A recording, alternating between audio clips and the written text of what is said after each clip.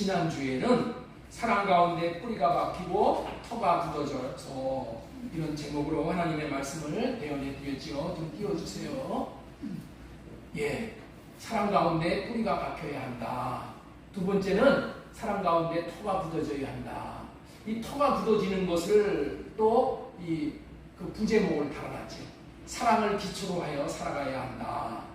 우리는 사랑을 기초로 해서 살아가야 되는데 사랑을 기초로 해서 살아가는 삶이 무엇인지를 먼저 알아야 되겠죠. 사랑을 기초로 해서 살아가는 삶이라는 것이 무엇이냐. 우리 주보에 그 알림관장 맨 밑에 사랑을 기초로 해서 살아가는 그 삶이 무엇인가 여기다 이렇게 다 올려놨어요.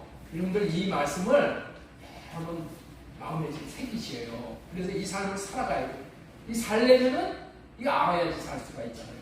마음 안에 계신 예수님께 뿌리가 박히면 예수님의 사랑의 마음을 구할 때마다 예수님 나는 사랑할 수 있는 마음이 없어요. 그런 능력이 안 돼요. 그래서 내 마음 안에 계신 예수님에게 구하는 거예요. 사랑의 마음을 구하면은 그분은 자비로우시기 때문에 긍휼이 많으시기 때문에 우리가 구하는 것을 주신다는 거예요. 그러면은 주시는 예수님의 사랑을 공급받을 수가 있게 되고 그 공급받은 마음으로 하나님을 사랑하며 이웃을 사랑하면서 사는 삶이 이게 뭐가 어떤 삶이라고요? 사랑을 기초로 해서 살아가는 삶이 됩니다. 그렇게 되면은 우리가 하나님을 우리가 충만하게 받아들이게 됩니다. 우리가 속사람이 성장을 하게 됩니다. 이 사람이 하나님 앞에 영광을 돌리는 그런 삶을 살아가게 됩니다. 우리 인생의 궁극적인 목적이 뭐예요? 하나님이 우리를 왜 창조하셨어요? 하나님 앞에 영광을 돌리라. 근데 영광을 돌려야지 마음만 먹는다고 영광을 돌려지는 것이 아니라 이 사랑을 기초로 해서 사는 이 삶을 자꾸만 이렇게 살아갈 때 어느덧 우리는 하나님 앞에 영광을 돌리는 삶의 자리에 있게 되는 거예요. 예, 그래서 우리는 이 훈련을 계속해서 해야 돼요. 하나님을 사랑하고 이웃을 사랑하는 우리의 몸으로 그렇게 살아가야 돼요. 이 몸은 어떻게 해야 돼요? 훈련시켜야 돼요. 이 경건의 훈련을 받아야 됩니다. 경건의 훈련은 나로 사는 훈련이 아니라 주님이 주시는 생각과 마음으로 사는 훈련을 말씀하신다고 그렇게 전해드렸죠. 오늘은 할례 언약의 누림과 오해 이런 제목으로 말씀을 좀 전해드리려고 해요. 할례 언약의 누림과 오해. 우리 한번 따라서 한번 하도록 하겠습니다. 할례 언약의 누림과 오해. 오해. 네, 할례 언약을 오해해서 누리지 못하는 사람들이 너무나도 많기 때문에 이런 제목으로 오늘 말씀을 전하려고 해요. 하나님이 우리에게 주시는 것은 모두가 다 은혜로 주시는 거야. 은혜로. 예? 은혜로 주신다는 것은 뭐예요? 공짜로 주신다는 거예요. 예? 대가를 받고 주시는 게 아니라 모든 것을 다 은혜로 주시는 거예요. 이 때문에 은혜로 받은 우리들은 주신 분이 하나님이심을 믿고 감사하면 되는 거예요. 감사하는 거예요. 이게 감사로 끝나는 것이 아니라 어떻게 돼요? 은혜로 주신 것들을 누려야 되는 거예요. 누려야 돼요. 이해가 되시겠어요? 하나님이 우리에게 은혜를 주셨는데 그 주신 은혜를 못 누리면 안 돼. 그러나 아담이 은혜로 받은 것이 뭐예요? 에덴 동산을 받았잖아요. 근데 아담이 은혜로 주신 에덴 동산을 받고 누리지를 못했어. 그렇죠? 아담이 하나님이 주신 에덴 동산을 은혜로 받았는데 공짜로 받았는데 누림을 누리지 못했듯이 아담의 때부터 지금까지 인생들은 누림을 빼앗기고 사는 시대를 지금 살아가고 있다는 거예요. 하나님은 이 같은 운명과 같은 삶을 살아가는 것을 불쌍히 여기셔서 하나님께서 할례 언약을 우리에게 누리도록 복음으로 주셨다는 거예요. 은혜로 주셨다는 거예요. 그렇다면 우리는 그 깊은 의미를 알고 누리는 삶을 살아야 할 것입니다. 운전을 할 때 운전하는 것이 능숙하면은 운전을 통해서 많은 것을 누릴 수 있잖아요. 그렇죠? 운전을 제대로 못하면 어디로 겁나서 나가지도 못해. 큰 도로도 고속도로도 못하고. 그렇죠? 그런데 운전을 능숙하게 하면은 뭐 여기저기 다니면서 얼마나 많은 일도 하고 뭐 볼 거 보고 많은 누림이 있잖아요. 누림이. 그거나 마찬가지로 할례 언약을 누리기 위해서는 할례 언약에 대해서 능숙해야 되는 거예요. 능숙해야 돼요. 제 설교를 들으시는 분들은 제가 왜 그토록 할례 언약에 대해서 강조하는지를 이해하시게 되어가는 줄로 믿습니다. 왜 그래요? 할례에 대해서 능숙하게 하기 위해서 지금 계속해서 반복합니다. 반복하지만 똑같은 얘기를 한 적은 없어. 성경을 통째로 지금 열어가면서 계속해서 결론은 뭐예요? 할례 받고 사는 삶이 최고라는 것을 말씀을 드리는 것이죠. 그동안 여러분들이 좋은 마음으로 제 설교를 경청하시어 주셔서 감사를 드리는 거예요. 그러나 중요한 것은 누림이 얼마냐 있냐는 거예요. 그렇게 많은 설교를 들었는데 과연 나는 이 할례 언약의 복음을 누리고 있냐는 거예요. 누리고 있냐는 거예요. 할례 언약이 자신의 것이 되어져서 이 복음을 누림이 있기 위해서는 이 언약의 마음을 들고 살다 보면은 점점 더 이 할례를 받고 사는 삶의 맛을 알게 되고 누리게 될 줄로 믿습니다. 그래서 오늘은 할례 언약이 얼마나 중요한지를 말씀을 드리면서 이 할례 언약을 마음으로 받아들이도록 동기부여를 해드리는 거예요. 여기 계시거나 영상으로 예배를 드리시거나 우리 성도들 모두가 할례의 삶을 철저히 삶으로 말미암아서 하나님께서 할례 언약을 통해서 예비하신 복을 받아 풍성히 받아 누리시기를 바라는 그런 마음으로 오늘 말씀을 대언하고자 하는 거예요. 하나님께서는 우리에게 가장 중요한 구원받는 원리를 아브라함을 통해서 다 말씀을 하셨어요. 그래서 이 아브라함의 이야기가 참 중요한 거예요. 무슨 이야기가 중요하다고요? 옛날 이야기가 중요한 것이 아니라 아브라함의 이야기. 예? 우리 아이들 옛날 얘기를 굉장히 좋아해요. 저도 어렸을 때 우리 어머니가 할아버지가 들려주시는 옛날 얘기 듣고 다 좋아했어요. 옛날 얘기 중에서 최고로 중요한 옛날 얘기가 뭐라고요? 아브라함 얘기. 아브라함 이야기. 오늘 할례의 누림과 오해라는 제목으로 먼저 전해드릴 말씀은 의롭다함을 받는 믿음이에요. 첫 번째 전해드릴 말씀이 무슨 믿음이라고요? 의롭다함을 받는 믿음이에요.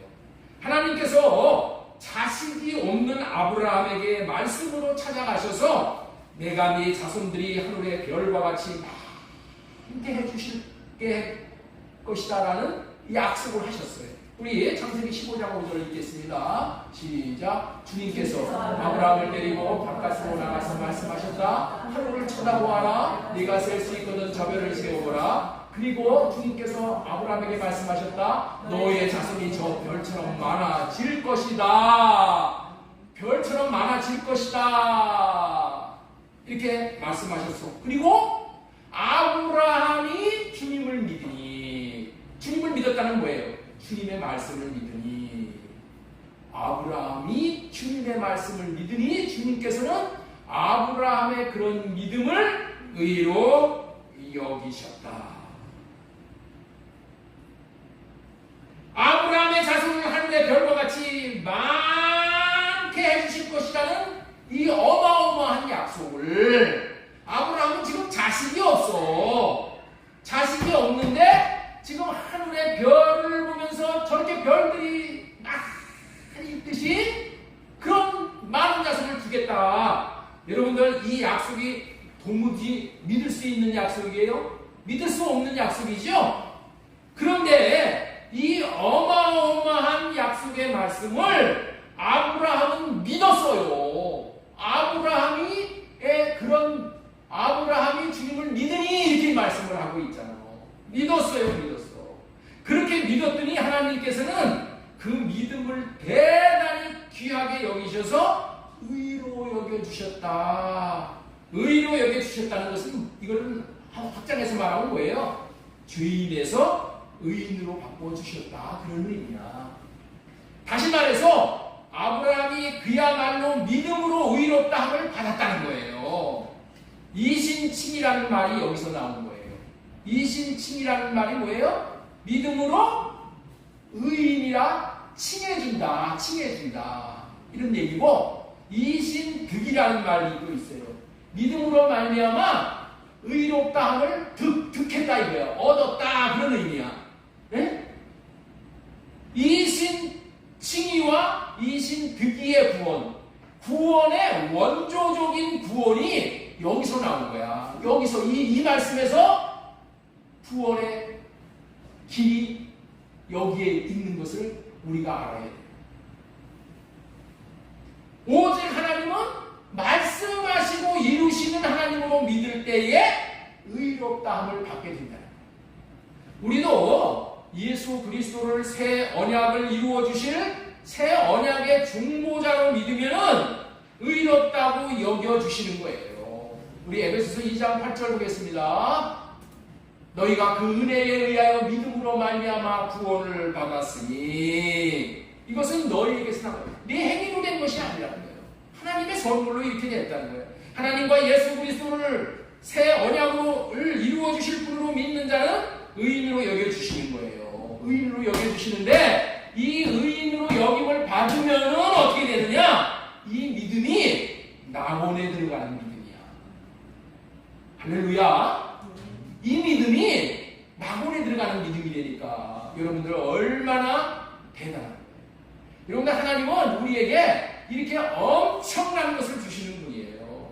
이 세상에 죄인에서 의인되어 죄에서 구원받는 유일한 길은 하나님이 말씀하시는 것을 믿는 방법 외에는 없는 거야.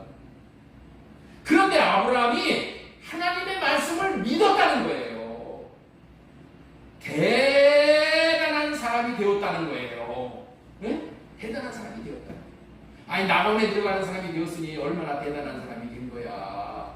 여러분들 대단한 사람은 다른 이유로 대단한 것이 아니야. 돈을 많이 벌고 무슨 IQ가 200이 넘어가고 무슨 그 외국어를 10개를 하고 15개를 하고 이래서 대단한 것이 아니라 어떤 사람이 대단한 거예요?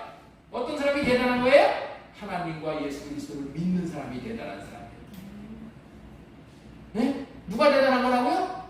하나님과 예수 그리스도를 믿는 사람이 대단한 거예요. 여러분들 이것을 확실하게 깨달아야 돼요. 그래서 우리도 아브라함과 같이 하나님이 약속하신 약속의 말씀을 믿고 예수 그리스도를 통해서 하신 일을 믿으면은 동일하게 적용이 되어져서 죄에서 구원받아 의인이 되는 거야.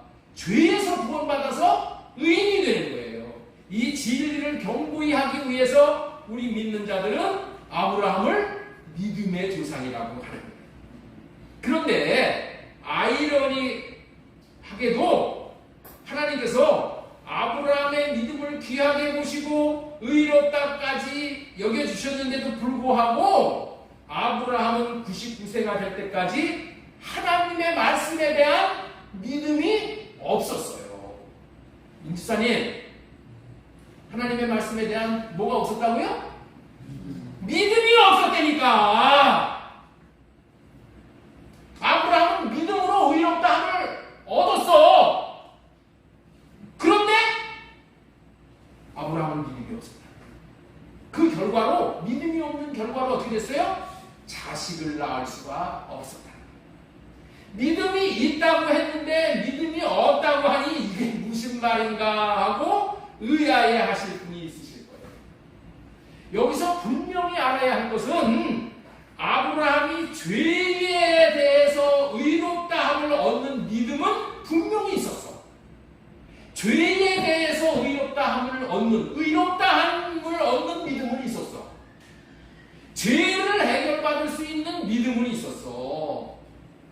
믿음이 있었는지를 어떻게 알 수 있다고요? 그 믿음이 있었으면 어떻게 알 수 있었다고요? 하나님이 인정하셨잖아. 그러니까 있는 거야. 하나님이 인정하셨다는 말로 의로 여기셨느니라, 의롭다 여기셨다고 그렇게 말씀하시는, 그것이 인정했다는 얘기죠. 그렇죠? 아무리 자신이 믿음이 있다고 해도 소용없는 거예요. 하나님이 있다고 인정하셔야 있는 것이고, 하나님이 없다고 하면 없는 거예요. 이걸 우리가 알아야 돼요. 하나님께서 아브라함을 친히 믿음이 있다고 인정을 하셨어. 의롭다 함을 받는 것은 하나님의 말씀, 예수 그리스도가 하신 일이 자신을 위해서 하셨다고 믿는 것이야. 에? 이것이 의롭다 했잖아. 말씀을 믿었어. 이게 의롭다함을 얻는 거야.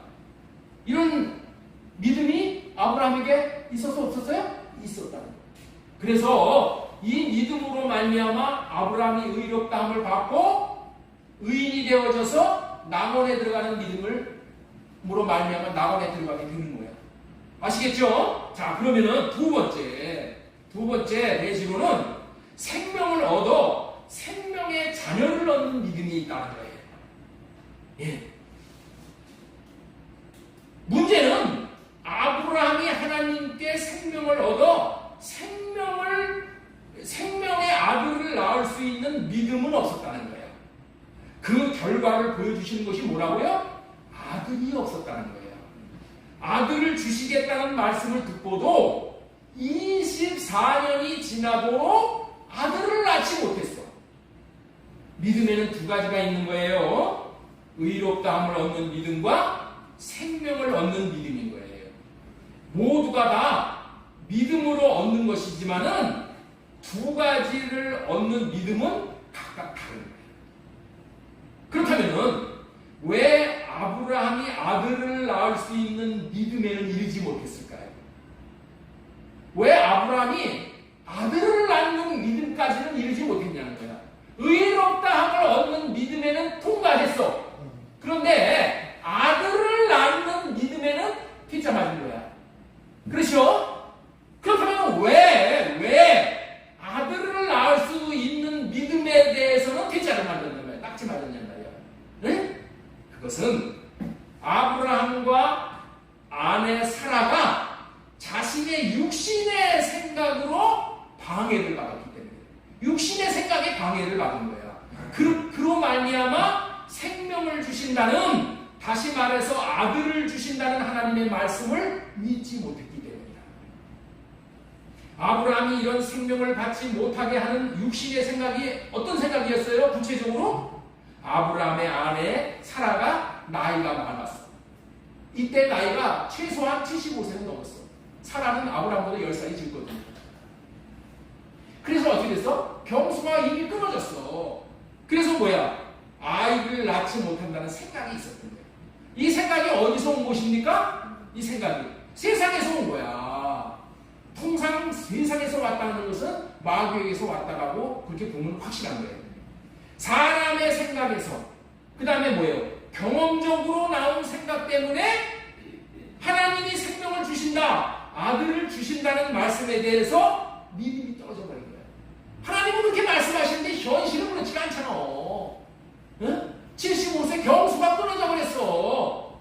그런데 어떻게 아들을 낳을 것이냐 이렇게 생각하고 하나님의 말씀을 못 받아들였다는 거야. 못 믿었다는 거야.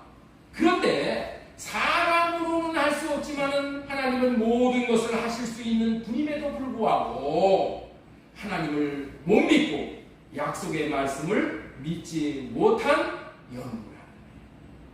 하나님은 말씀하시고 이루시는 하나님에게도 불구하고 육신의 생각 때문에 믿지 못해서 아브라함과 사라가 아들을 낳을 생명을 얻지 못한 거예요. 여러분들, 아들을 낳으려면 먼저 뭐야? 아브라함에게 생명이 있어야 돼. 생명이 있는 자가 생명을 낳는 거야.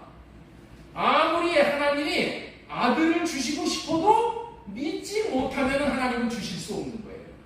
왜냐하면 하나님은 인격적인 분이시기 때문에 믿음으로 받아들여서 하나님 주십시오 이렇게 구하지 않는 자들은 하나님은 강제로 떠맡기시는 분이 아니십니다. 하나님은 인격적인 분이시기 때문에 아무리 좋은 것을 주셔도 받겠습니다. 내가 환영합니다. 웰컴! 이렇게 해야지 하나님이 주시는 거라니까. 지금까지는 의롭다 함을 얻을 수 있는 믿음과 생명을 얻을 수 있는 믿음은 다르다. 생명을 얻어 생명의 자녀를 얻는 믿음이 있어야 한다라고 말씀을 전했습니다. 자, 그렇다면은 어떻게 생명을 받을 수 있는 믿음을 얻을 수 있냐는 거예요. 그래서 세 번째 대지로 전해드릴 말씀이, 자, 생명과 믿음을 얻을 수 있도록 해주는 할례언약. 할례언약이 뭐라고요? 생명과 믿음을 얻을 수 있도록 해주는 언약이야. 이게 할례언약이니까. 이 말씀을 전하도록 하겠어요.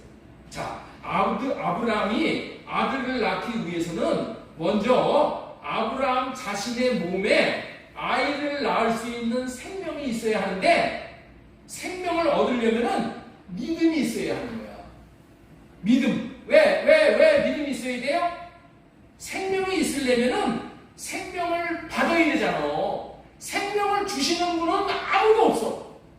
이 세상에 누구도 생명을 줄 수 있는 자는 아무도 없어. 하나님만이 생명을 주실 수 있거든요.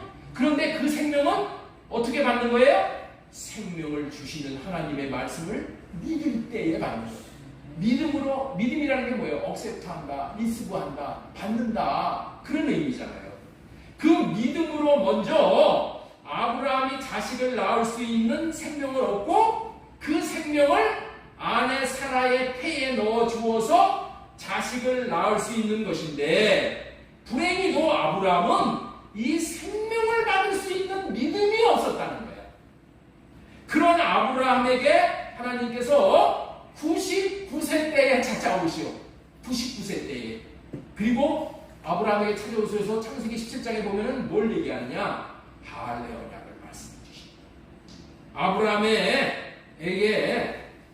창세기 17장 1절에 오셔서 너는 완전한 자가 되어라 하고, 그 아래 17장 하반절에 쭉 내려가면은 너는 할례 받으라. 네 밑에 있는 모든 남자들은 다 할례 받으라. 그렇게 말씀을 하시자 아브라함이 순종의 표시로 자신의 육신의 표피에다가 할례를 해놨어요. 하나님께서 그 순종의 마음을 어여삐 여기셔서 마음에 할례를 해주십니다. 표피에다가 아브라함이 할례를 자기가 했어.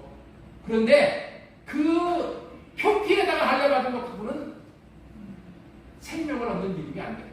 그래서 아브라함은 하나님께서 이 할례를 받으라는 마음을 받아들여서 표피에다가 이 순종을 했기 때문에 하나님께서 어떻게 했냐? 그 다음에 거기서부터 아비멜렉 사건이 나와. 아비멜렉 왕한테 아내 뺏기죠? 뺏겼다가 부자가 되어서 나오지? 그리고 소돔 고무라 성 사건에서 자기가 승리를 한 사건이 있어. 그래서 거기서 뭐를 깨닫냐? 하나님은 말씀하시고 이루시는 하나님이구나를 깨닫는 거야. 응? 말씀하시고 이루시는 하나님을 깨달으면서 마음의 할례를 받는 거야. 아브라함이. 그래서 마음의 할례를 받음으로 말미암아서 하나님께서 아브라함에게 믿음을 주는 거예요. 믿음. 마음의 할례를 받으면 어떻게 돼요? 육신의 생각이 떠나가 버려. 육신의 생각이 잘려져 버려. 그래가지고 어떻게 돼요? 하나님이 말씀하시는 것은 다 믿을 수 있는 자가 되어지. 그래서 할례의 삶을 살지 않으면은 의롭다함을 얻는 믿음은 가질 수 있어. 그런데 뭐는 못 믿는다? 생명을 얻는 믿음은 못 믿는 거예요. 못 받는 거예요. 자, 여러분들 있죠? 믿음이 뭐가, 우리가 뭘 믿어야지 생명을 얻는 구원을 받는 거냐? 예수 그리스도께서 죽은 자 가운데서 살리신 하나님을 믿는 것이 여러분들 생명을 얻는 믿음이야. 부활 생명을 얻는 믿음이란 말이야. 그런데 죽은 자를 살리시는 하나님을 여러분들 믿을 수 있어요? 죽은 자가 살아난다는 하나님, 그거 말을 믿을 수 있는 자가 여기 있냔 말이에요. 그거는 어떤 자만 믿는다? 육신의 생각이 없는 자만 믿는다. 하나님이 육신의 생각을 할례시켜 줬을 때에 죽은 자가 살아난다는 것이 믿어지는 거예요. 그래서 이 할례의 이 언약이 너무나도 중요한 거예요. 너무나도 중요해요.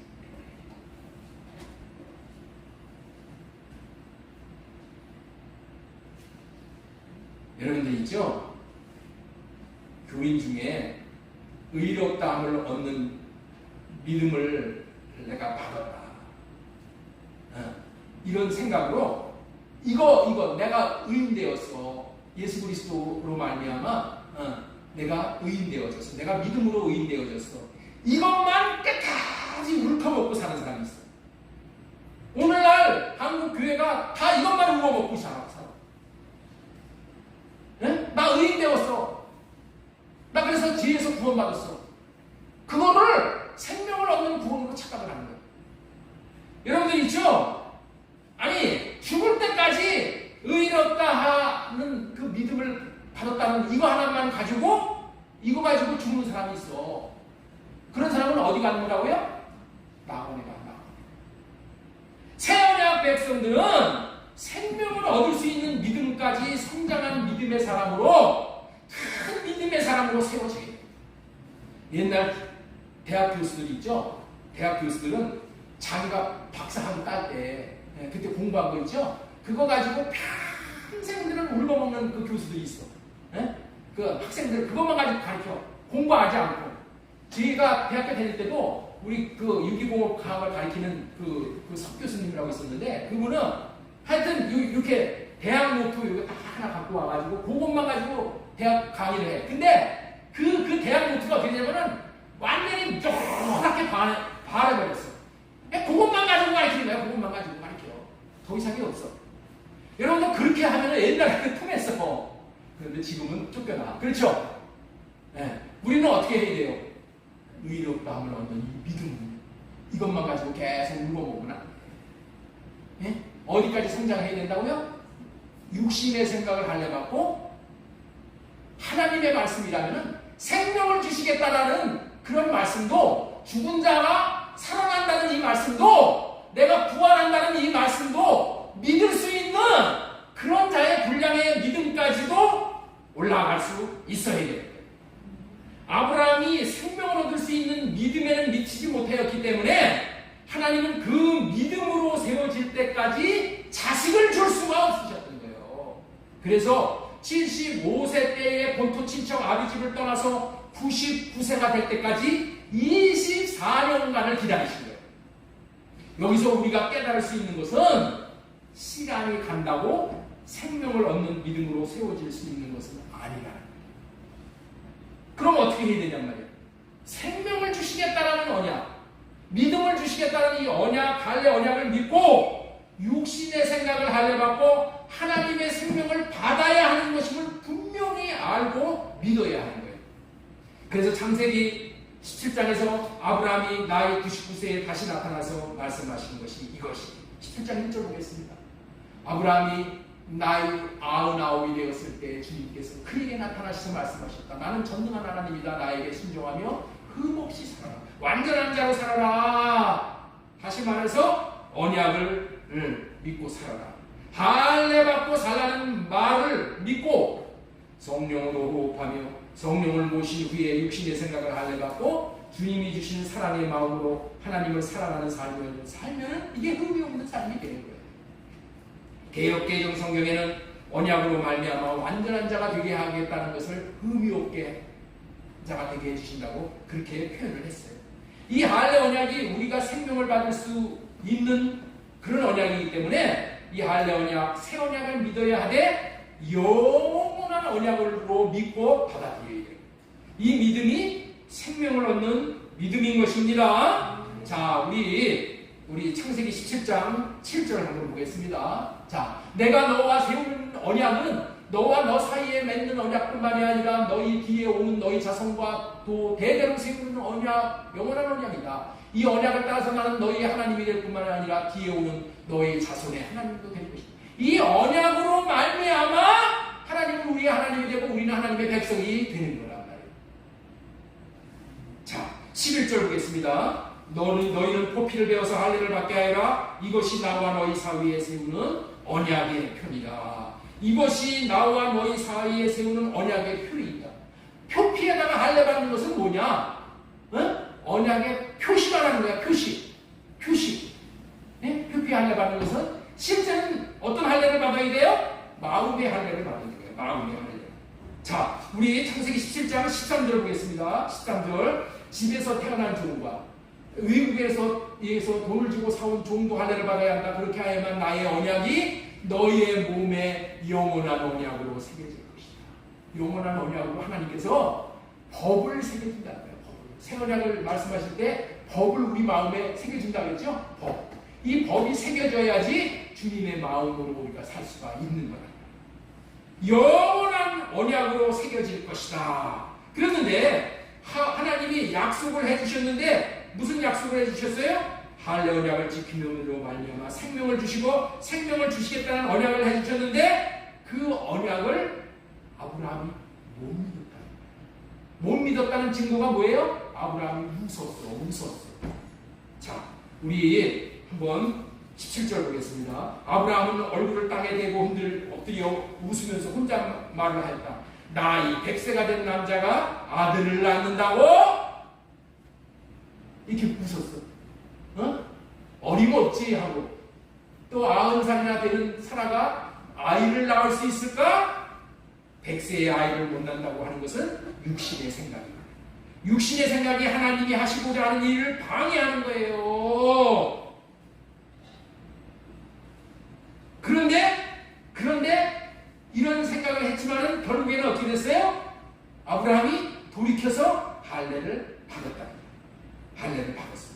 아브라함이 할례를 받았는데도 불구하고 사라가 또 웃었어. 사라가. 우리 창세기 18장 11절 보겠습니다. 아브라함과 사라는 나이가 많고 늙었고 사라에게는 여성의 생리가 끊겼는지라 사라가 속으로 웃고 이르되 속으로 웃었어. 내가 노쇠하였고 내 주인도 늙었으니 내게 무슨 즐거움이 있으리요. 그러면서 뒤에서 내가 늙었거늘 어떻게 아들을 낳으리요. 의인이 되는 믿음이 있었어. 그런데 생명을 주시겠다는 이 믿음으로 반응을 못한다. 여러분들, 이게 우리의 현실입니다. 열국의 아비와 열국의 어미가 될 아브라함과 사라의 믿음이 이 정도였다. 의롭다함을 받았던 아브라함의 믿음이 이처럼 한량한 믿음이었다. 그렇기 때문에 이 믿음으로는 이삭도 예수 그리스도도 이 땅에 보낼 수가 없는 거예요.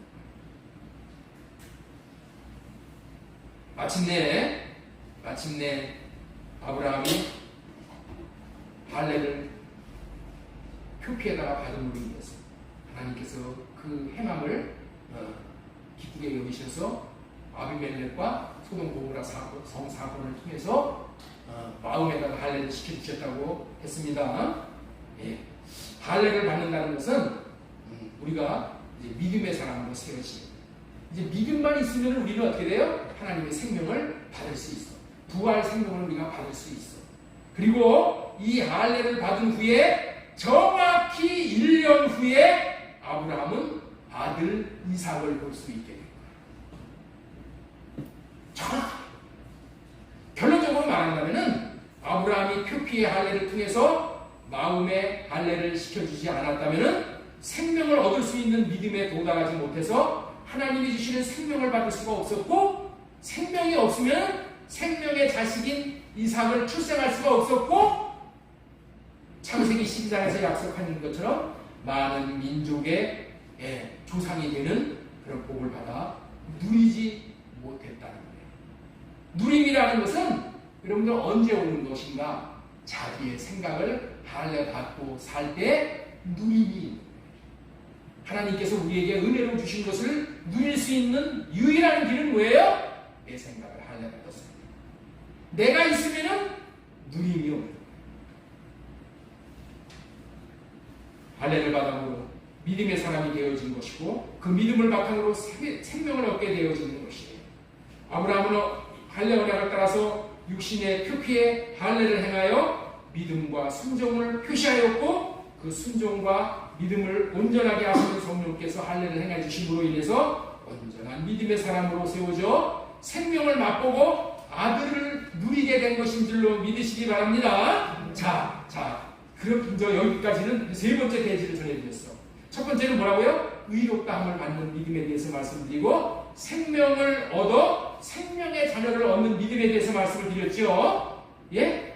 자, 그리고 생명과 믿음을 주시는 할례 언약에 대해서 말씀을 드렸죠. 자, 네 번째로 전해드릴 말씀이 무엇인가? 네 번째로 전해드릴 말씀은, 자, 우리 같이 한번 따라서 읽겠습니다.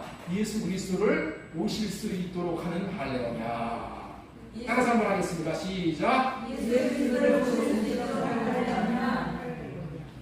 여러분들, 할례 언약이 왜 이렇게 중요한 언약인가를 여러분들에게 지금 말씀을 드리는 거야. 그래서 할례 언약과 동행하는 삶을 살라는 거예요. 자, 예수 그리스도가 이 땅에 오실 수 있도록 한 게 뭐라고요? 할례 언약이라는 거야. 할례 언약. 만약에 하나님께서 이와 같이 아브라함의 마음에 할례를 행하지 않았다면은 아브라함과 사라는 믿음이 없어져. 믿음이 생겨날 수가 없어. 그러면 어떻게 돼요? 아들 이삭을 낳지 못할 것이죠. 그러면 결국에는 어떻게 돼요? 아브라함의 자손으로 예수 그리스도가 이 땅에 오실 수가 없게 된다. 만약에 하나님께서 아브라함과 사라의 마음에 할례를 시켜주시지 않으셨다면 그들의 육신의 생각 때문에 자식을 얻게 될 것이라는 그 믿음이 생겨날 수가 없어. 아들을 낳을 수가 없어. 결국에는 아브라함의 자손 중에서 예수 그리스도가 오실 수가 없게 된 거예요. 그런데 예수 그리스도가 오실 수 있게 된 것이 왜 그렇다고요? 아브라함이 표피의 할례 받고 마음의 할례를 받았기 때문에 예수 그리스도가 이 땅에 오신 거야. 예수 그리스도가 이 땅에 오시지 못했다면 십자가를 지실 수도 없으시고 결국에는 성령도 보내주실 수가 없는 거예요. 저와 여러분의 구원은 없게 됩니다. 이 정도로 말씀드리면은 이제 할례 언약이 얼마나 중요한 언약인지를 아셨을 줄로 믿습니다. 예수 그리스도가 이 땅에 오실 수 있게 한 언약이 할례 언약이란 말이에요. 이렇게 알려드리면 더욱 할례 언약이 얼마나 중요한 언약인지 실감이 나시고 우리가 우리에게 중요한 언약인가를 마음에 새기고, 야, 이 언약 붙들어야 되겠다. 이 언약 붙들어야 되겠다. 이게 살 길이구나. 이거 알게. 할례 언약으로 말미암아 아브라함이 할례를 받은 것 때문에, 표피에 받고 마음에 받은 것 때문에 아브라함이 생명을 낳을 수 있는 생명을 아브라함이 먼저 얻은 거야. 그리고 생명을 낳을 수 있는 생명을 사라의 태에다가 넣어준 거예요. 그리고 사라도 마음의 할례를 받았기 때문에 생명을 낳을 수 있는 태로 완전히 준비가 되어져서 이삭을 낳고, 그리고 그의 후손인 마리아와 요셉의 몸에서 예수 그리스도를 낳게 됩니다. 이 모든 생명의 시작이 할례 언약에서 기인이 된 거예요. 우리 따라서 한번 해주시기 바랍니다. 할례 언약이 아니면 예수 그리스도가 오실 수가 없었습니다. 아브라함이 마음의 할례를 받지 못했다면 예수 그리스도가 우리 마음에 오실 수가 없었다는 거예요. 할례 받지 못한 마음은 믿음이 없어서 예수 그리스도가 마음에 오실 수가 없다는 거예요. 여러분들, 그 당시뿐만이 아니야. 예수 그리스도는 유대 땅에 오셨어. 그런데 성경은 이 땅을 뭐라고 얘기하느냐? 우리의 마음을 땅이라고 하는 거예요. 지금도 우리가 할례를 받지 않으면 우리는 어떤 인생을 살 수밖에 없냐? 의롭다함을 얻는, 주의 사함 받는, 낙원에 들어갈 수 있는 믿음밖에 못 얻어.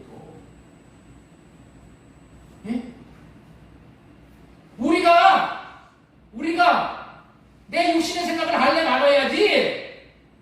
예수 그리스도를 죽은 자 가운데서 살리신 하나님을 믿으면 구원을 받는다 그랬어. 그런 자가 부활 생명을 받는 거야. 예수 그리스도를 죽은 자 가운데 살리신 하나님을 어떻게 믿어? 하나님을 믿어야 돼. 무슨 하나님을 믿어야 된다고? 죽은 자 가운데도 죽은 자도 살리실 수 있는 하나님을 믿는 거예요. 이게 믿어지냐는 거예요. 이게 믿어져? 어떻게 해야 믿어져요? 육신의 생각이 없어져야 돼요. 하나님은 말씀하시고 이루시는 하나님입니다. 하나님이라면 하실 수 있느니라. 이 믿음뿐이야, 이 믿음. 자, 우리 신명기 30장 6절을 보겠습니다. 네 하나님 여호와께서 네 마음과 네 자손의 마음에 할례를 베푸사 너로 마음을 다하며 뜻을 다하여 네 하나님 여호와를 사랑하게 하사 너로 생명을 얻게 하실 것이고, 여기서 할례를 행해서 생명을 얻게 하시겠다고 약속하시죠. 이 생명을 얻게 하겠다는 이 약속이 우리에게 주신 최고의 언약이고 이게 복음이야. 아브라함이 할례를 받은 것이 이삭을 낳고 이삭 자손 중에 이 땅에 예수 그리스도를 태어날 수 있게 한 거예요. 야, 여러분들 이 진리를 깨닫는 것이 너무너무 중요해요. 할례가 이토록 중요한 역할을 합니다. 그리고 한 걸음 더 나가 우리 마음에 할례를 받는다. 예수 그리스도가 우리 마음에 계시게 하는 거예요. 이런 말씀을 듣고 보니 할례를 받고 사는 것이 이토록 중요하다는 것을 깨닫게 되었는 줄로 믿습니다. 이토록 육신의 생각을 할례 받고 사는 것이 이토록 중요하기 때문에 밤이고 낮이고 매주일 할례 받고 살아야 할 것을 제가 설교를 합니다. 육신의 생각이 찾아오면은 하나님의 것을 우리는 못 누려. 그러니까 무조건 되고 할례 받고 말하고 할례 받고 듣고 할례 받고 설교 듣고. 지금도 이 설교를 들어도 자꾸만 이게 머리에서 이 튀는 사람들이 지금 있어. 여기 굴려. 에이, 목사님 뭐. 그런 생각 다 할례 받고 들어야 돼. 자, 지금까지는 예수 그리스도로 오실 수 있도록 하는 언약이 할례 언약. 예수 그리스도가 이대 땅에 오실 수 있게 한 것이 이게 할례 언약. 아브라함에게 오실 수 있게 한 것이 할례 언약. 이대 땅에 오게 한 것. 나에게 오게 한 것. 지금 나에게 내 자식에게 예수 그리스도가 오게 해야 되잖아. 자, 그런데 다섯 번째 중요한 말씀 좀 해드리겠습니다. 할례를 오해하는 사람들이 많다. 할례를 오해하는 사람들이 많다. 그래서 이 할례를 오해하는 이유에 대해서 지금 말씀을 전해드립니다. 이 말씀 참 마음으로 들으시기 바랍니다. 인생들은 할례를 받고 생명 얻는 믿음으로 세워져 생명을 얻되 풍성히 얻어 누림이 있는 생애가 되어져야 나타납니다. 누림이 있어야 되잖아요. 오늘날 교회 다닌다고 하면서 누림이 없어. 예수 그리스도를 누리지 못하고 교회 와서 맨날 종교 생활만 하는 거예요. 예식이나 행하고 11조나 드리고 가버리는 거예요. 11조 드리면 복 받는 줄 알고. 실제 예수 그리스도를 내가 누려야 되는 거야. 내가 누려야지. 내가. 오늘날 교회 안에서 할례를 받아야 한다고 하면 먼저 오해를 하도록 사탄이 귀를 쓰는 거예요. 그래서 이 교회 안에서 이 할례 언약이 가려워져요. 할례 언약 얘기하는 교회가 없잖아요. 성경에 나오는 무슨 이야기를 해도 쉽게 다 아멘, 아멘하고 다 받아들여. 성경에 나오는 무슨 얘기를 해도. 그런데 할례 이야기만 하면은 거부합니다. 오해를 합니다. 그 사람 너무나도 많아. 그런 목사들이 너무나도 많은 거예요. 그런 오해를 하는 것은 단도직입적으로 말한다면은 하나만 알고 둘을 모르기 때문에 그래요. 왜 그렇다고요? 하나만 알고 둘은 모르기 때문에 그래요. 오해를 하는 사람들은 할례를 받으라는 말을 하면은 싫어하는 거예요. 그리고 심한 경우에 저 사람 혹은 저 교회 이단하고 자기가 아는 성경 지식을 가지고 비판을 하면서 오해를 하고 할례 받으라는 말을 거부합니다. 마귀가 하나님의 생명을 받도록 가만 내버려 둘 수가 없는 거예요. 하나님의 생명을 받도록 가만 내버려 둘 수가 없는 거예요.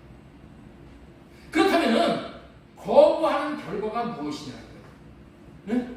할례 언약을 거부하는 결과가 무엇이냐는 거예요. 아브라함에게는 할례 언약으로, 이삭에게는 영원한 언약으로, 야곱에게는 둘째 언약으로 약속하신 이 너무너무나도 또 이 복된 할례 언약에 담겨져 있는 많은 영적인 복이 그냥 비가 흘러내리듯이 흘러내려가고 마는 거예요.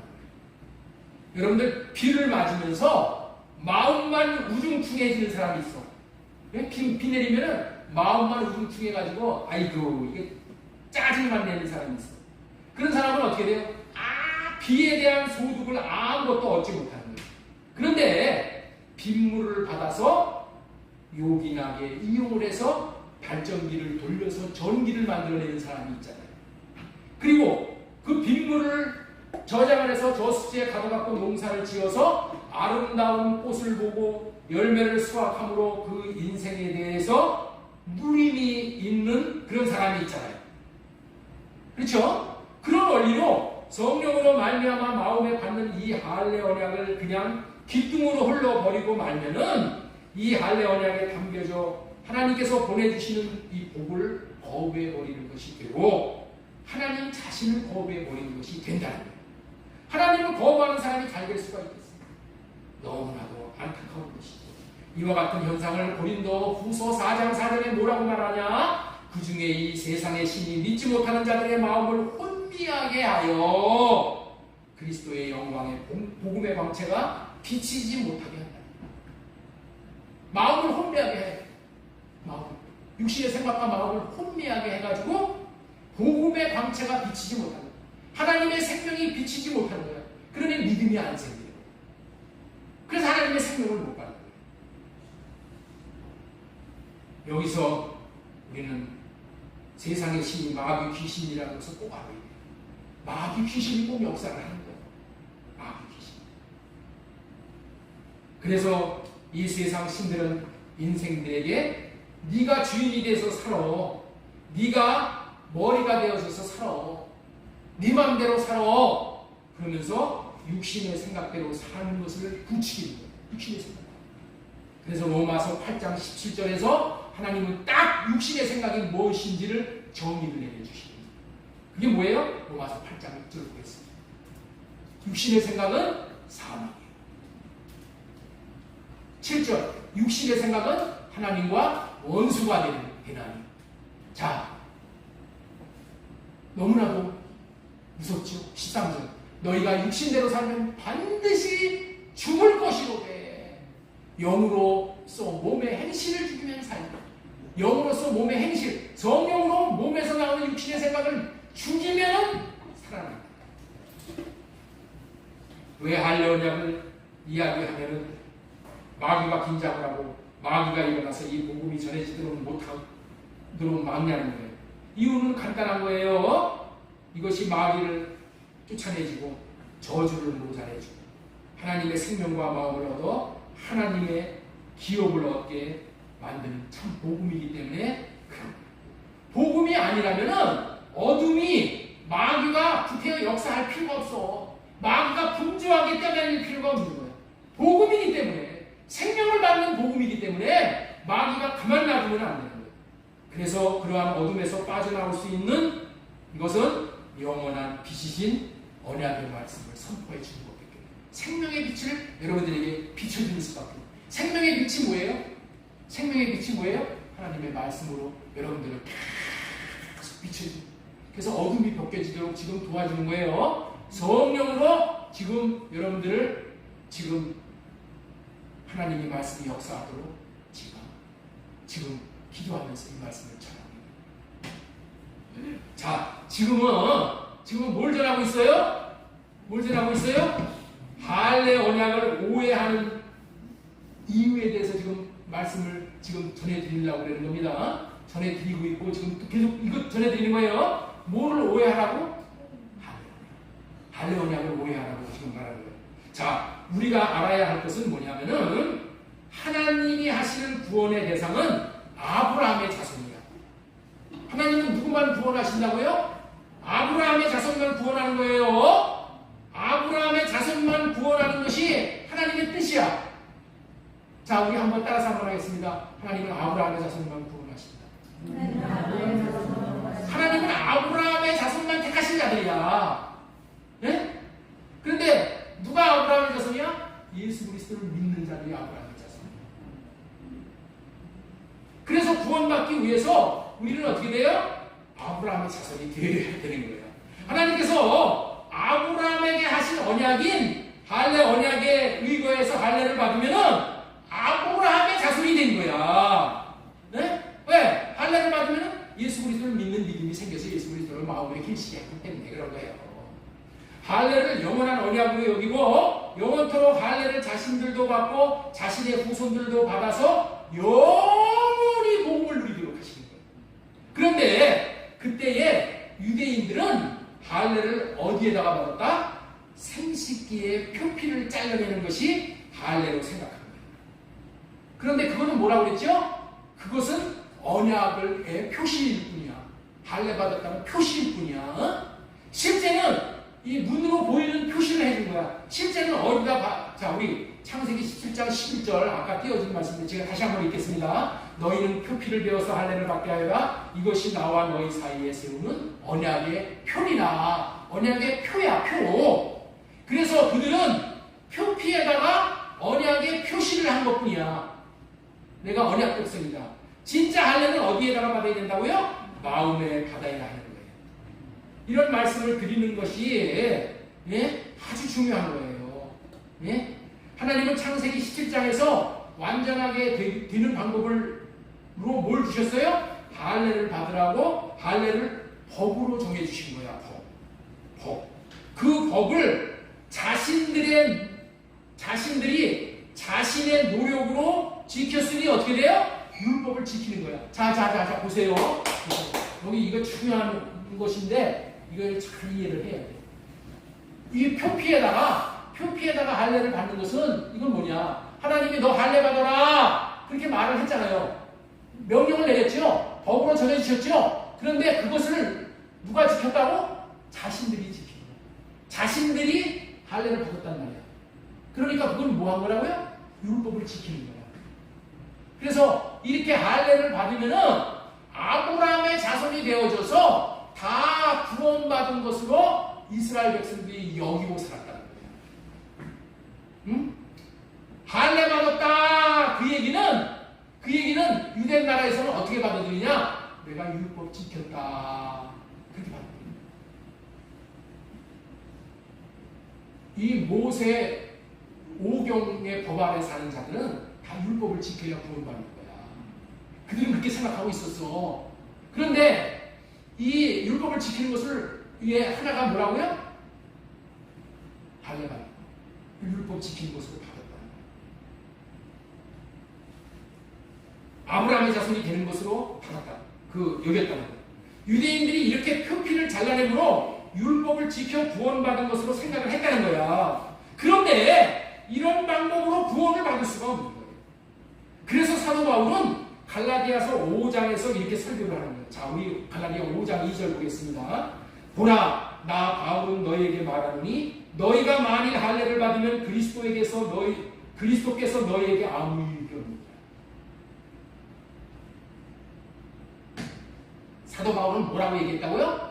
할례 받지 말아라는 얘기예요? 할례 받으라는 얘기예요? 아니 무슨 얘기야 이거. 할례를 받으면 그리스도께서 너희에게 아무 유익이 없느니라. 이런 얘기 하는 게 그게 뭐야? 민지사님, 이 할례 받으라는 얘기에 받지 말라는 거야. 할례 받지 말라는 얘기야. 할례 받으면은 그리스도가 너희에게 해줄 것이 없다는 거야. 율법 지켜서 구원 받을 수 있다라고 여기는 자들은 그리스도가 도움을 줄 게 없어. 내가 율법의 의로서 내가 구원을 받을 수 없습니다. 나에게는 오직 예수 그리스도만 필요합니다. 이렇게 나오는 자에게 예수님이 도움을 주실 수 있는 거예요. 네? 그런데 할례 받고 율법 지켰으니까 내가 구원받았다. 이렇게 여기는 자는 예수님이 도와주실 수 없어요. 자, 3절 보겠습니다. 내가 할례를 받는 각 사람에게 다시 증언하노니 그는 율법 전체를 지킬 의무를 가진다. 너네들이 할례 받은 것으로 율법을 지켰다고 하면은 율법의 조항에 있는 613가지 다 지켜야 됩니다. 율법을 지켜서 구원받는 것은 한 가지만 지켜서 되는 것이 아니라 다 지켜야 되는 것이다. 너 율법 지킨다고 큰 소리 치지만은 할례 받았다고 그거 지킨 거 아니야. 다른 것도 다 지키는 거예요. 예. 자, 우리 6절 보겠습니다. 6절. 그리스도 예수 안에서는 할례나 무할례나 효력이 없을 때 사랑으로 역사하는 믿음으로 구원받는 거란 말이야. 그러니까 율법 율법 지켰다 못 지켰다 그거 가지고 너희들 뭐 착한 자손이다 구원받은 자손이다 이런 얘기 하지 말라는 얘기야. 이 얘기는 무슨 얘기라고요? 표피에다가 하려고 하는 거예요. 표피에다가 하려고 하는 것은 누가 하는 거야? 내가 하는 거야. 내가 하는 거야. 내 의를 나타내는 거야. 이것으로 하려고 했다고 내가 아브라함의 자손 됐다? 내가 구원받았다? 그런 소리라고 하지 말라. 그래서 여기에 있는 이 말씀을 가지고 성경을 안 안다는 사람들이 얘기를 해요. 할례를 받아라 이런 얘기를 하면은 야! 너는 성경도 모르냐? 응? 갈라디아서 5장 2절 봐라. 사도 바울이 할례 받으면 그리스도에게 끊어진 자라고 그랬지 않냐? 할례 받으면 율법 전체를 지켜야 된다고 그런 거 아니냐? 그런데 왜 할례를 받으라고 그래? 예? 이거 이단이야. 이렇게 얘기한다. 이해가 되시겠어요? 할례를 거부하는 사람들이 이게 근거가 이구적이야. 그래서 할례 받지 말라는 거야. 예? 잘못 가르치고 있다는 거예요. 성경 잘못 가르치고 잘못 배우는 것은 이단이라는 거예요. 그런데 지금 갈라디아서 5장 2절은 무슨 할례를 얘기한다고요? 생식기에 표피를 잘라내는 할례 받는 것을 이야기한다는 것을 여러분들 알아야 됩니다. 이 표피를 잘라가지고 이걸 할례 받았다고 생각하는 것은 하나님이 율법으로 주신 것을 내가 지키는 거야. 내가. 그거 아니야. 하나님이 실제 할례를 받으라는 것은 이 할례를 얘기하는 것이 아니라 이거는 그냥 표피에다가 표시만 해준 거야. 할례 받았다는 표시. 실제는 어떤 할례를 받아야 돼요? 자, 로마서 2장 28절 보겠습니다. 로마서 2장 28절. 무릇 표면적 유대인이 아니요 표면적 육신의 할례가 아닙니다. 오직 이명적 유대인이며 할례는 마음의 할지니. 마음의 할례를 받은 사람이 참 유대인이고 참 아브라함의 자손이고 하나님께서 택하신 자입니다. 이런 마음의 할례를 받으면은 하나님에게서 칭찬이 있다. 이 할례를 받아야지. 마음의 할례를 받아야지. 자, 우리 오늘 본문에 있는 골로새서 2장 11절 말씀 보겠습니다. 또 그 안에서 너희가 손으로 하지 아니하는 할례를 받았으니 손으로 하는 할례는 무슨 할례라고요? 뭐 지키는 거예요? 율법 지키는 할례야. 이해가 되셔요? 그런데 육의 몸을 벗는 할례. 여러분들 우리가 육신의 몸을 어떻게 벗어? 우리가 육신의 생각을 어떻게 없이 할 수 있어? 우리 힘으로 못해. 하나님이 해주시는 거야. 하나님이 해주시는 것을 내가 믿음으로 받아들이는 것은 그거는 뭐예요? 그건 율법 지키는 것이 아니라 하나님이 해주신 것을 우리가 받아들이는 거기 때문에 이건 복음을 받아들이는 거예요. 복음. 자, 에레미야 4장 4절 한번 보겠습니다. 에레미야 4장 4절. 할례가 무엇인지를 정확하게 말씀해 주십니다. 유대인과 예루살렘 주민들아 너희는 스스로 할례를 행하여 너희 마음 가죽을 베고 나 여호와께 속하라. 그리하지 아니하면 너희 악행으로 말미암아 나의 분노가 불같이 일어난다 그랬어요. 마음의 가죽을 벗겨내는 것이 할례인데 이런 할례를 사람이 할 수 있어요? 이런 사람의 마음의 가죽 벗겨낼 수 있어? 네? 민주사님 마음 가죽을 벗겨낼 수 있는 사람이 여기 있어요? 아니 마음이 보이지도 않아. 보이지도 않는 마음에 있는 그 가죽을 어떻게 벗겨내? 그게 영적인 얘기야. 그렇죠? 마음의 가죽을 벗겨내야지. 이 마음은 뭐를 얘기하냐면 양심을 얘기해요. 양심이 화인 맞은 양심이 아니라 사랑하는 거야. 마음 가죽이 덮여 있어가지고 무슨 죄를 저질러도 하나님을 사랑하지 않아도 죄인 줄을 몰라. 육신의 생각대로 지가 주인이 돼서 살아도 주인인 줄을 몰라. 이런 것을 어떻게 된다고요? 벗겨내 주는 것이 할례라는 거야. 그러면 어떻게 돼요? 하나님으로 섬기지 못하고 내가 주인이 돼서 살아가던 것 이런 것들이 다 주인인 줄 알고 하나님 앞에 회개하게 되는 거야. 할렐루야. 이런 할례야. 이런 할례가 참 할례야. 이런 할례. 여기서 스스로 할례를 행하여 이 말은 뭐냐면 내가 할례를 행하는 것이 이게 아니야. 스스로 할례를 행하는 것은 어떤 거냐면 하나님 내 마음을 할례시켜 주세요. 나는 못해요 하고 스스로 하나님 앞에 할례를 해달라고 나오라 그런 얘기야. 스스로 나는 할례를 받아야 되는 인생입니다. 내가 할례 받지 않으면 내 육신의 생각을 내가 떨쳐버릴 수가 없기 때문에 나는 사망입니다. 하나님, 나를 불쌍히 여겨주셔서 나 할례 시켜주세요. 네? 내가 할례의 삶을 살 수 있게 해주세요. 이렇게 구하는 것을 얘기하는 거예요. 이렇게 구할 때에 하나님께서 할례 시켜주셔서 하나님 앞에 속하게 해준다는 거예요. 내가 하나님 안에, 하나님이 내 안에 속한 이것이 구원이잖아요. 이게 할례가 이런 구원을 말씀해 주시는 거예요. 자, 우리 잠언 24장 16절 말씀 한 절 더 보겠습니다. 대저의인은 7번 넘어질지라도 다시 일어서려니와 악인은 재앙으로 말미암아 엎드러지느니라. 자, 하나님은 어떤 사람을 의인으로 여기시는 것을 말씀해 주는 구절이에요. 어떤 사람이 의인이냐? 7번 넘어지는 것은 자기 생각으로 살기에 넘어지는 거예요. 그럴 때에 육신의 생각을 할례받고 주님이 주시는 생각과 마음을 구해서 다시 일어서되 다시 일어서는 거야. 내가 넘어지면 육신의 생각으로 넘어지면 어떻게 돼요? 포기하지 않고 다시 주님 내 육신의 생각 할례 시켜주시고 주님의 마음을 주셔서 내가 다시 주님의 뜻을 이루면서 나갈 수 있게 다시 일어서는 거야. 넘어지면 다시 일어서고 넘어지면 다시 일어서고 넘어지면 다시 일어서서 주님의 마음으로 사는 삶을 사는 것이 그게 뭐라고요? 그게 의인이다.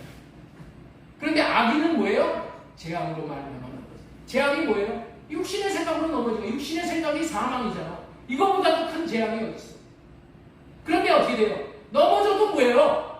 넘어진 줄도 모르고 재앙인지도 모르고 그냥 그 길로 고집하고 그냥 가는 거야. 이런 자가 악입니다.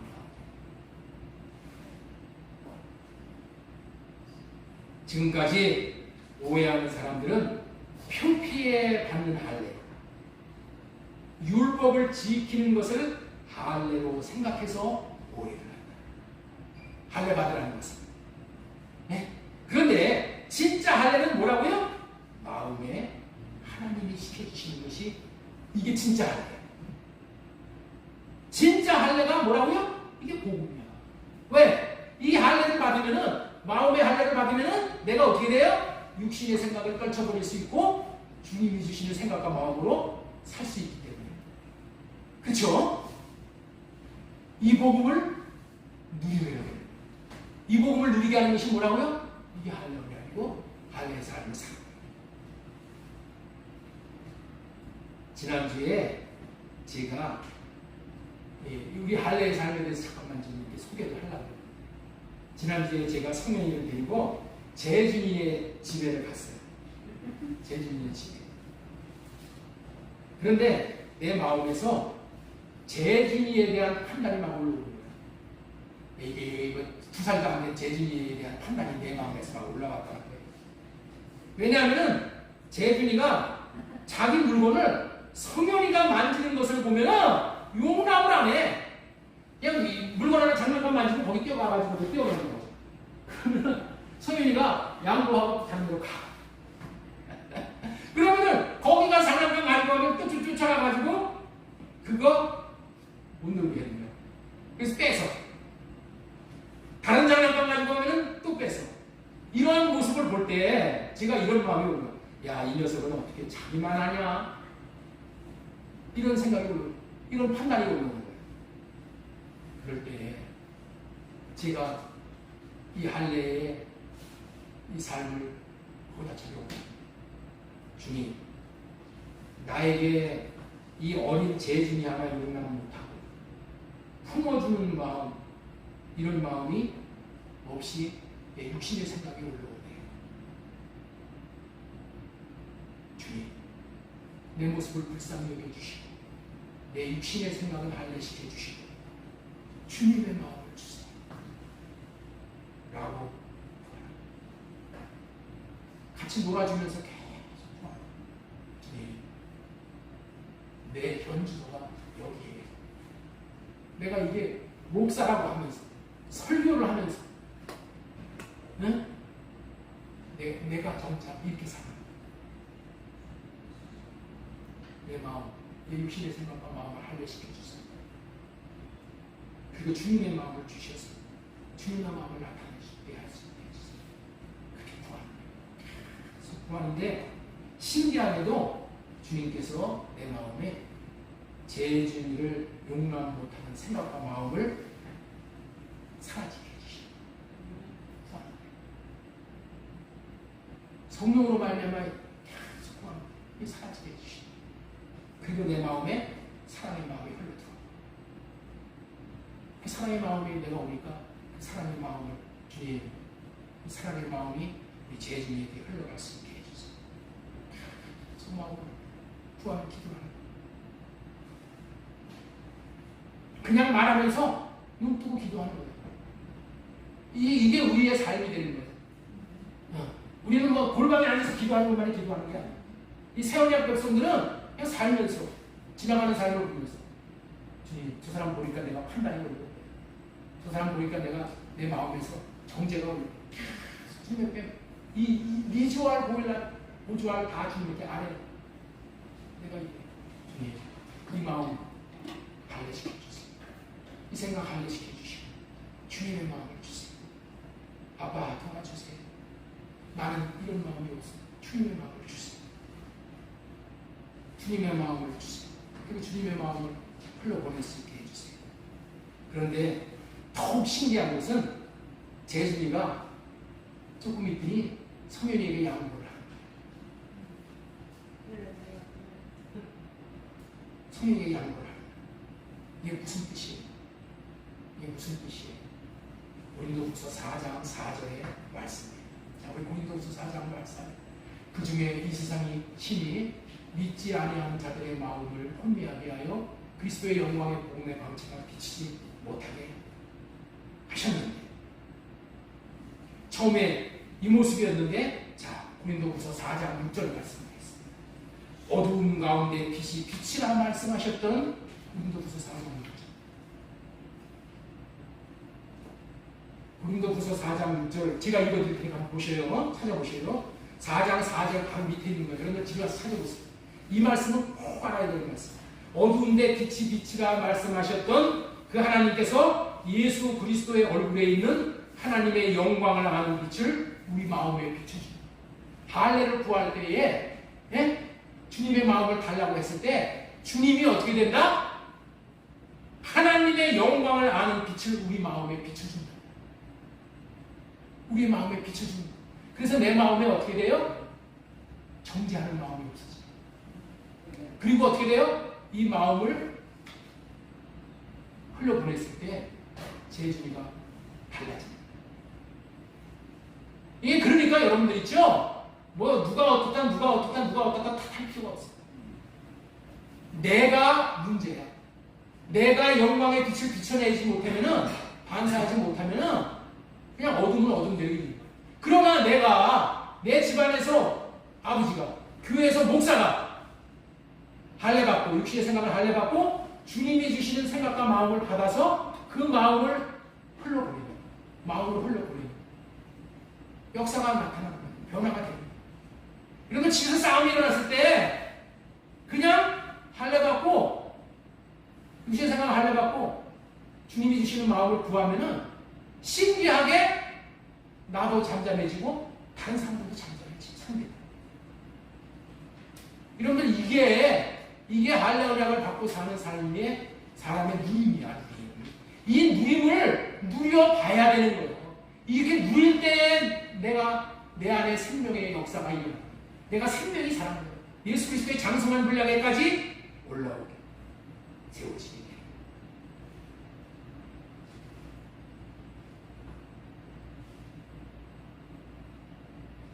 한 가지 더 시간이 지났지만은 한 가지 더 말씀을 드리고 마치도록 하겠습니다. 요즘 사모가 재준이 보려고 재준이 집에서 많은 시간을 보내고 섬기고 있습니다. 똑같은 얘기를 지금 하는 거예요. 그런데 신의 집사를 통해서 한동안 사모가 많은 어려움을 겪고 있습니다. 오늘 우리 신의 집사에 드리고 허락받고 얘기하는 거예요. 허락받고 시험 들을까봐 신의 집사가 재준이를 사모에게 맡겨놓고 사모가 재준이를 돌보는데 마음에 많이 안 드는 거야. 마음에 많이 안 드는 거야. 그래서 이런 요구 저런 요구를 사모에게 이제 하는 거야. 고쳐지지 않는 부분들이 많이 있는 거야. 신의 입장에서 봤을 때, 엄마 입장에서 봤을 때. 그러면 나이가 내일 모레면 이제 70이잖아요. 그런데 마음대로 행동이 따르겠어요? 그래서 신의 집사가 답답하다는 말을 한다는 거예요. 엄마 답답하다. 그것까지는 좋은데 신의 집사가 엄마에게 이런 말을 해서 상처가 된다. 무슨 말을 했냐면은 전에 아빠가 엄마에게 답답해 이런 말을 많이 했다는 거예요. 내가 그런 얘기를 했어요. 많이 했는데 이제 아빠가 엄마 보러 답답하다고 한 말이 왜 그랬는지 이해가 되겠다는 거야. 신혜가 그랬다는 거야. 아빠가 엄마 보고 맨날 답답하다고 했는데 내가 지금 겪어보니까 엄마가 답답하다는 것을 알아서 아빠가 그런 말을 한 것이 이해가 되고 아빠를 이해할 수가 있게 되었다는 거예요.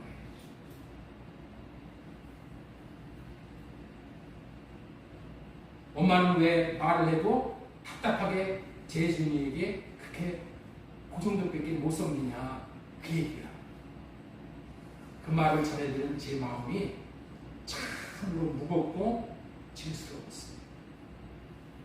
평소에 내가 집에서 판단하고 못마땅하게 여기는 죄의 씨를 뿌려놓은 것이 딸 신의 집사 마음밭에 떨어진 거예요. 그래서 성장해서 이런 결과가 열매로 나오게 되었다는 것을 내가 자책을 하게 됩니다. 얼마나 내가 마음에 자책감이 들었는지. 내가 이런 저주의 씨를 뿌렸는 것이 지금 이게 열매로 나옵니다. 그래서 딸도 힘들어. 엄마도 힘들어.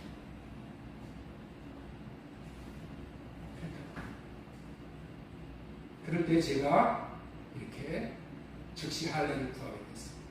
성령으로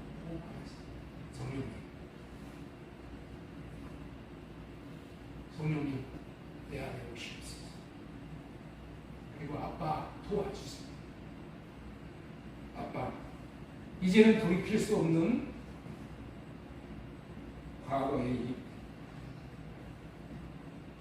내 자신을 자책하는 육신의 생각과 신의 집사를 판단하는 그런 생각과 마음을 할례해 주시고 주님의 마음을 주셔서 이제라도 주님의 마음을 신의 집사에게 흘러보내 주셔서 그 마음을 만져주세요. 그리고 사모에게 흘러보내서 사모의 아픈 마음 치유해 주세요. 라고 구했습니다. 그랬더니 제 마음에 그 자책하는 마음 또 난 나름대로 신의 를 판단하는 마음 저 녀석 저거 엄마가 뼈골 빠지게 가서 도와주고 지금 그것도 알지 못하고 요구사항이 이렇게 많은가 이런 마음이 막 올라왔어요. 그런 마음이 판단하는 마음. 그 누가 주는 마음이에요? 마음이 주는 육신의 생각이 주는 마음. 그런 마음이 내 마음에서 이렇게 사라집니다. 안개가 쭉 거치듯이 주님의 마음을 부음받을 수 있게 되어져서 그 상황을 판단하거나 정죄하는 마음에서 사랑을 할 수 있는 마음 주님이 주시다. 얼마까지 갈지는 몰라. 이 마음이 내가 좀 많이 안정이 되고 또 사모도 그런 얘기를 요즘에는 안 해. 조금 좀 나아진 것 같아. 제가 자꾸만 흘려보내는 주님 그 마음을 주세요.